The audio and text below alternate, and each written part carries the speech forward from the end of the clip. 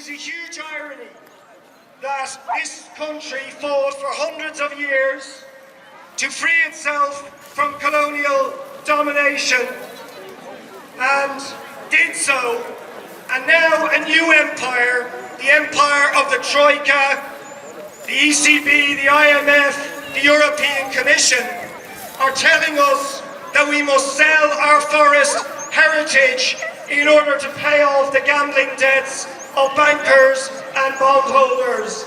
And we are here to say that that is not going to happen. We are going to resist that every step of the way.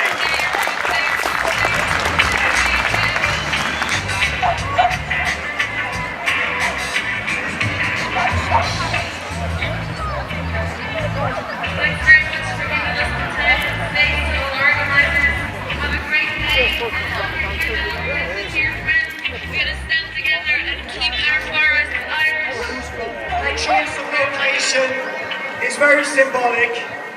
It is the birthplace of Charles Stewart Parnell, one of Ireland's great fighters for freedom and for self-determination, one of the leaders of the Land League. Maybe less well known is that he was also a champion of Irish forestry. So I'd like to introduce you, and along with the Natural Resources Protection Alliance, the Woodland League, are the co-organisers of this event. The Irish Constitution, Article 6, all powers of government, legislative, executive and judicial, derive under God from the people, whose right it is to designate the rulers of the state, and in final appeal to decide all questions of national policy according to the requirements of the common good. So that's what's missing in this country at the moment. Decisions being made for the common good. We need a new forest policy. We need to protect the forest resources we have and transform them and restore our native woodlands. We need training for communities. We need access to these public resources. Even the notion of this idea of selling off our forests is morally wrong, but it makes absolutely no economic sense either. The issue of climate change will require us to either buy carbon credits or have carbon sinks. This is a carbon sink. It absorbs what is damaging in our environment.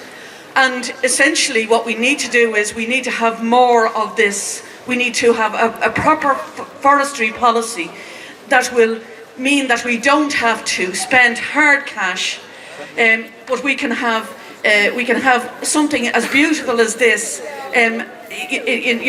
instead of doing that. So there is an economic rationale. There's a new word that has started to become fashionable, and we need to say it a little bit more often. And that word is no. We're not selling this. Thank you. We've gone onward. What will we do without timber? And the poem says, what shall we do for timber? The last of the woods is down, the crown of the forest is withered, and the last of the birds are gone. Let us never see that day, and let us never see this sign which says, Aviva Avondale Forest Park.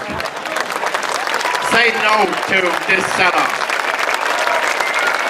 But what you see with the attempted privatisation of our forests is what austerity is really about. Because austerity is not, has never been, will never be a policy designed to get us out of the crisis. Austerity is simply a policy designed to take advantage of the crisis in the interests of the rich across Europe, not in the interests of ordinary people. 1913, which this year, the centenary, we honour the centenary of the knockout. And it was Yeats's frustration, fury, rage, and above all shame, that what we had fought for, what men had died for, the blood that had been shed, that was it for this. Now I feel that the idea of selling our forests to pay off what I call the dirty debts of the banks is as shameful. What does he plant? Plants a tree. He plants in sap and leaf and wood, in love of home and loyalty, and far-past thoughts of civic good. His blessing on the neighbourhood, who in the hollow of his hand holds all the growth of all our land. A nation's growth from sea to sea stirs in his heart, plants a tree.